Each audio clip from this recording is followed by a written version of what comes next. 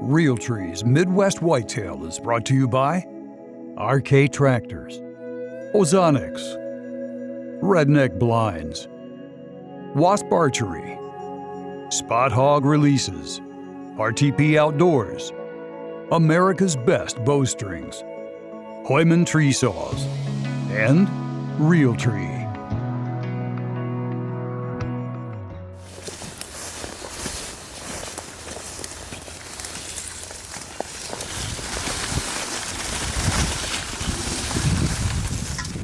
Alright, it's Sunday, November 11th, and Grant and I were able to make an all-day hunt today, even though we switched properties between the morning and afternoon hunt. This morning was somewhat slow. We had one little buck come bed underneath us for a while, and saw a couple does and like a 3-year-old with a real bad limp. But nothing too crazy as far as rut activity, and that's kind of been the pattern. We've been able to get out a few times here and there ever since we killed that buck on November 1st, and we've struggled a little bit, and part of that is putting in our time for this big deer.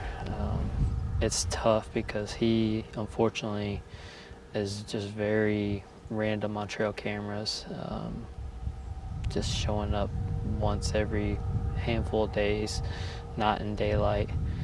And it's hard because you know it only takes one doe to bring him by, but it's tough to hunt a spot knowing you're not getting pictures of him and just hoping to get lucky. So we have kind of started to branch out and bounce around some different properties just for a change of scenery. Like I said, it's tough hunting one specific deer, and especially when that deer is probably not even on the property.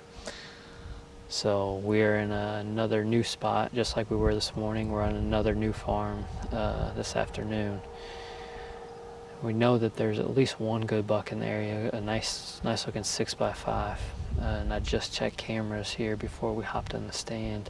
He's been pretty daylight active. It's been kind of at the other end of the farm, but I couldn't really hunt up there with the north wind. So we came down here where he was at earlier in the season, and who knows, there could be another new good buck down here. I have a camera across the way, but haven't checked it yet. So we'll see. It's nice and early. It's not even 1 o'clock yet. We're gonna sit out the rest of the afternoon, and hopefully, finally, we can see some good rut activity. It's kind of a tough farm to hunt as well, just because there's so much cover. We have to kind of hunt these little openings. This is a brand new pond that was dug late this summer, so it creates a little bit of a funnel right here. So we'll see what happens tonight. Just hoping for some more action than we've seen the last few hunts.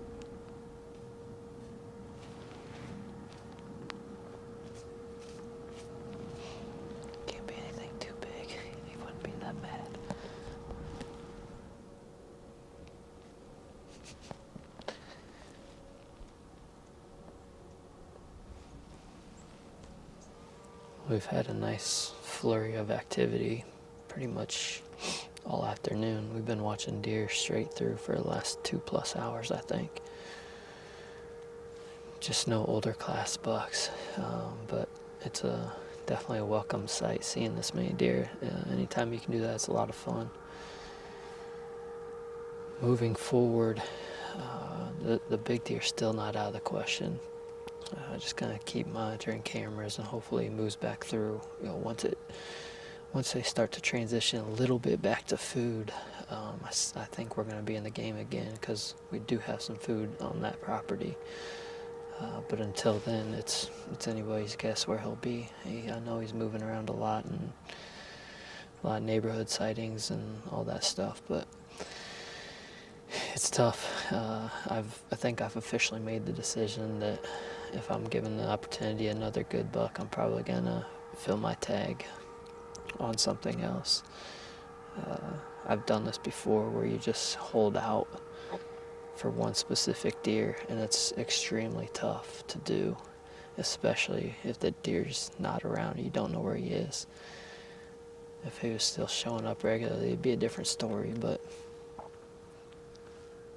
as infrequent as he has been on camera, it's hard to just hold out and hope that he eventually comes back. So we'll be bouncing around a little bit. Grant will be targeting some bucks. I'll be targeting some other bucks. Fortunately, I know of a couple other good ones to go after. But like I said, it's not out of the picture yet for the big deer. Just fingers crossed that he shows back up.